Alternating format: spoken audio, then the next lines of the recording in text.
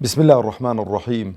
الحمد لله رب العالمين، والصلاة والسلام على أشرف الأنبياء وخاتم المرسلين محمد وعلى آله وصحبه وسلم.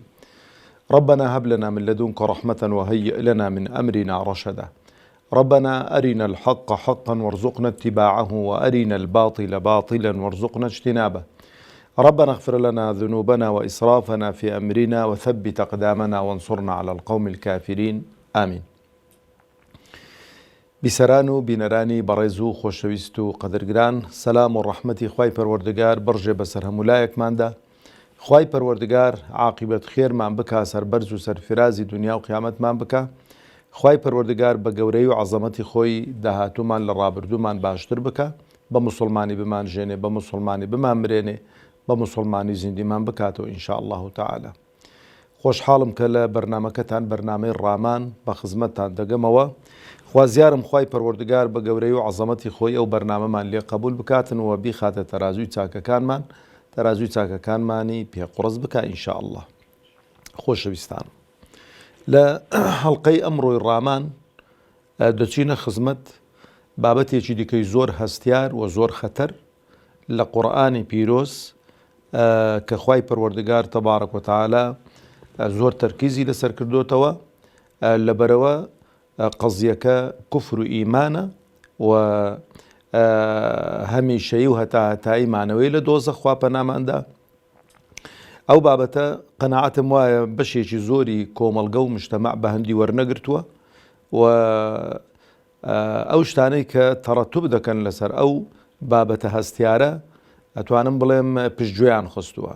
لەبەرەوە بە زەرورم زانی کە ئەمڕۆ لە حەڵقەی ئەمڕۆدا هەڵوەستە لەسەر ئەو بابەتە هەستیارە بکەم، ئەویش کە قەزیەی شیرکە.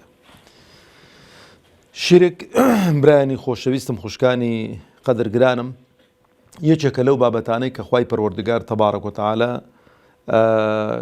کەلیمەی شیرک جا بە هەموو پێکاتەکانی و بە هەموو ئەوکو بڵێ مستەڵەحاتی و کە بەکاری هێناوە خوای پەروەردگار 166 جار خوای گەورە تەبارەک و تەعالا لە قورئانی پیرۆزدا دووبارەی کردوتەوە. یعنی کەواتە توانم بڵێم پانتاییەکی چاچی گرتووە لە قورئانی پیرۆزدا و بابەتێکی زۆر زۆر هەستیارە و بابەتێکی زۆر خەتەرە، پەیوەستە بە ئیمان و بە کوفر و خوای پەروەردگاریش ئەو هەموو پێغەمبەرەی کە ناردوون عەلەیهیم السەڵات وەسەلام بۆی ناردوون کە خەڵک لە شرک و کوفر و نیفاق و بە تایبەتی لە شرک و کوفر ڕزگاریان کەن بۆ ئیمان و باوەڕهێنان بە خوای پەروەردگار تەبارەک و تەعالا. جارێ ئەمن یەک پێناسەی زۆر بەسیط بۆ خۆم و بۆ ئێوەش دەکەم، بۆی کە زۆرەوە نەکەین، چونکە ئێستا وایە گوێی لێبێ دەڵێ بڵخوا شرک چ بێ، ئەو شرکە چی، ئەو خەڵکە هەمووی باز دەکاتن.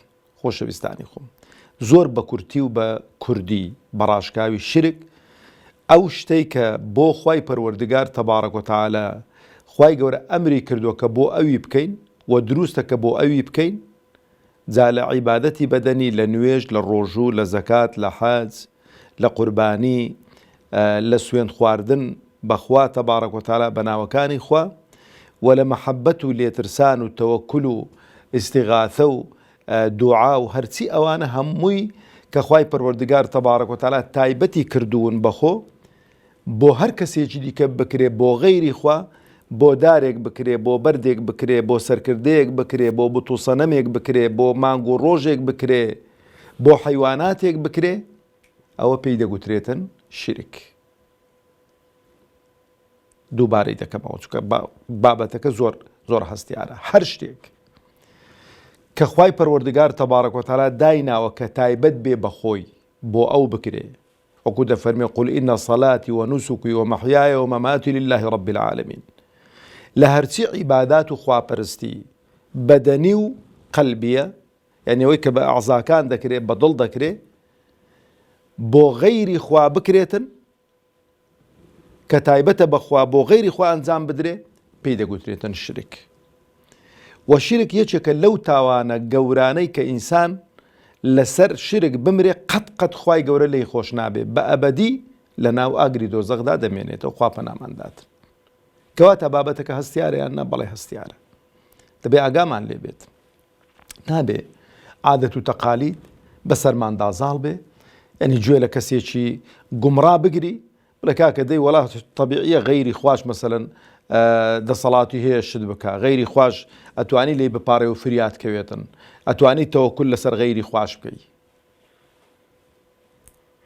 ئاگاتان لێبێ ئەو بابەتانە بابەتی وردن، ئینسان دەبێ زۆر زۆر بە وردی معاملەی لەگەڵ بکات لە بەروی مەربوطە بە دواڕۆژی خۆت، مەربوطە بە دواڕۆژی خۆت، دواڕۆژی هەتایی و هەمیشەیی. تەماشەکەن جارێ بێمە سەر یەک شت کە ئێستانەکە بەداخەوە دەڵێم خەڵک زۆر حسابی بۆ ناکە، مەسەلەی ژن و ژنخوازیە. مەسەلەی زەواجە. مەسەلەی زەواج طبعاً خوای پەروەردگار تەبارەک و تەعالە بە نەسی ئایەت لە سوورەتی ئەلبەقەرە لە ئایەتی 221 دەفەرمێ وەلا تەنکیحوا المشرکات حتى يؤمن. باشە؟ ولأمة مؤمنة خير من مشركة ولو أعجبتكم ولا تنكحوا المشركين حتى يؤمنوا ولا عبد مؤمن خير من مشرك ولو أعجبكم أولئك يدعون إلى النار والله يدعو إلى الجنة والمغفرة بإذنه ويبين آياته للناس لعلهم يتذكرون. بۆ ئینسانی ئیماندار دروست نییە ئافرەتێک بێنێ کە مشریکە بێت. ئەدی ماوەستا دروستە ئافرەتێک بێنێ کە ئەهلی کتابێکە کافرە، بەڵێ ئەهلی کتابە مشریک نیت، کە مشریک لە ئەهلی کتاب لە جوولەکە و نەسڕانیەکانیش پیسترن، گڵاوترن، لەبەرۆ ناکرێ ئەتۆ بێی ئافرەتێک بێنێ کە مشریکە بێ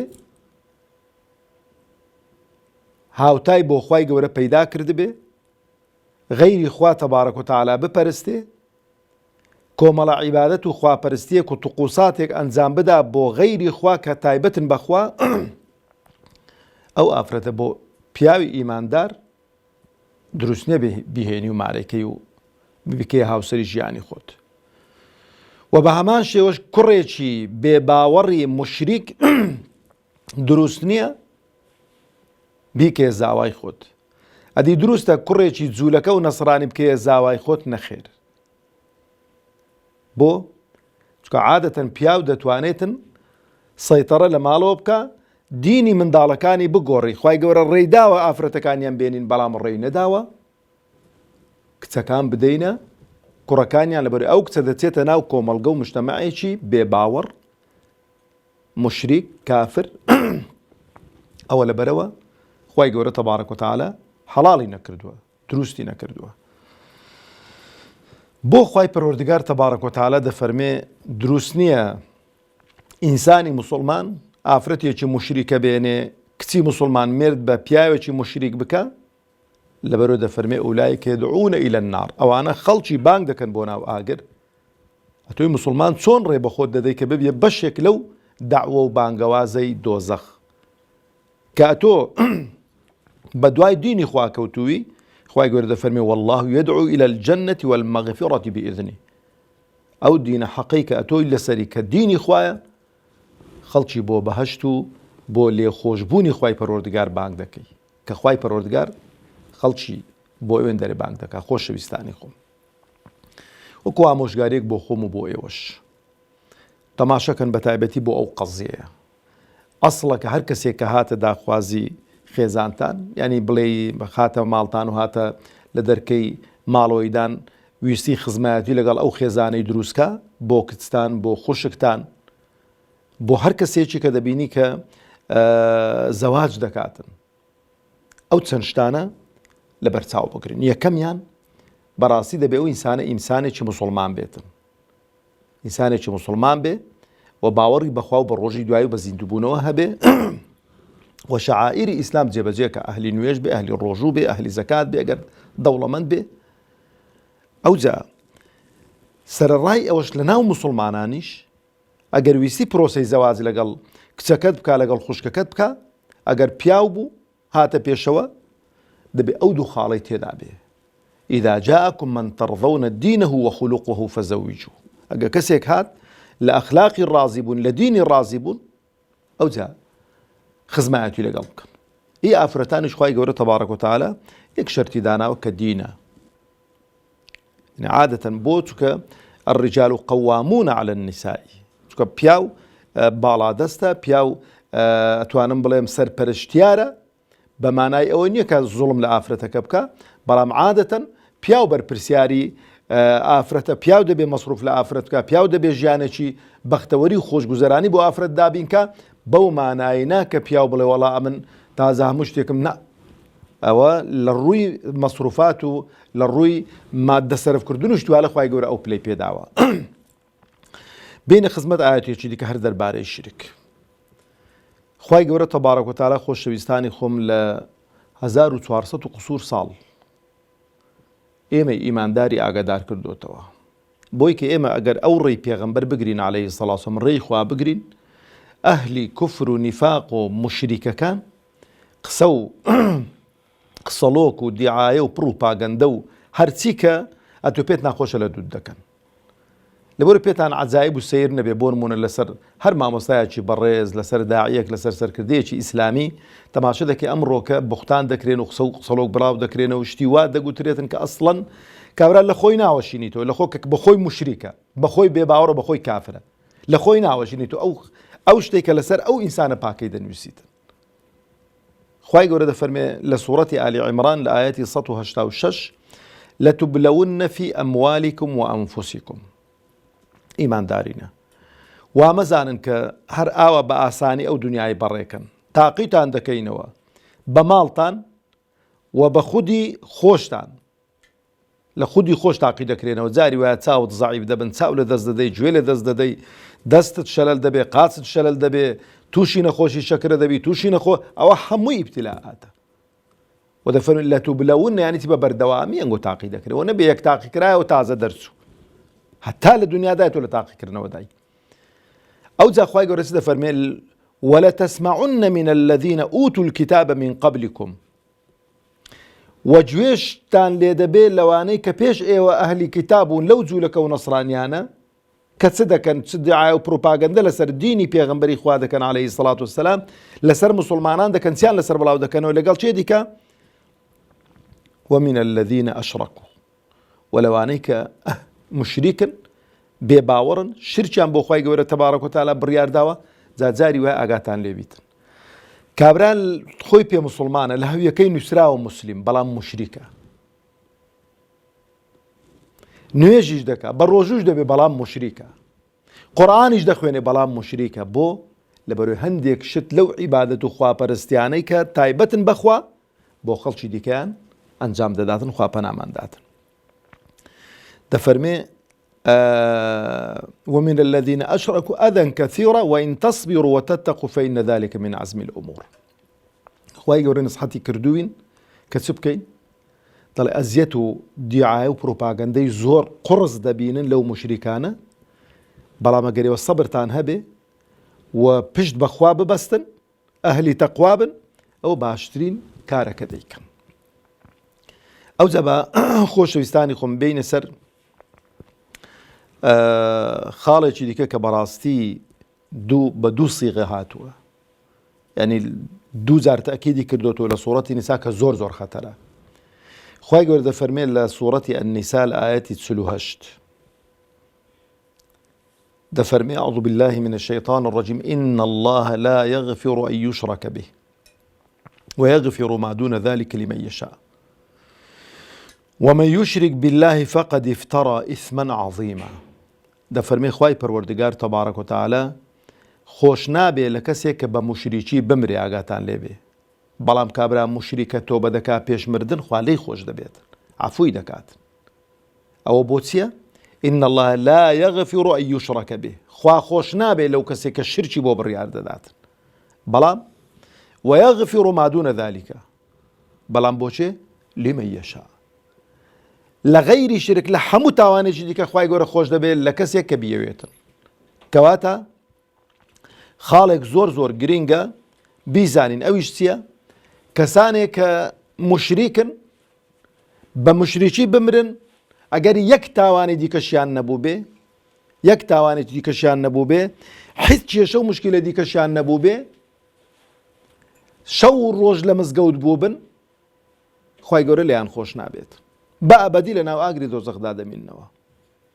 بەڵام ئینسان بەس شرکی بۆ خوای بڕیار نەدابێ، زینای هەبوو بێ، قەتڵی هەبوو بێ، مەشروبی خوار بێتەوە، هەرچی گوناهاک بیکردبیتن، بەڵام بە شەرتێکی موسڵمان بێ، ها مشریک نەبێ، مسلمان بێ، ینی لەگەڵ نوێژ و باوەڕهێنان بەخوا و بە ڕۆژی دوای ئیمان، بەڵام ئەو گوناهانەشی هەبن، ئەوە دەکەوێتە بەر مەشیئەتی خوا.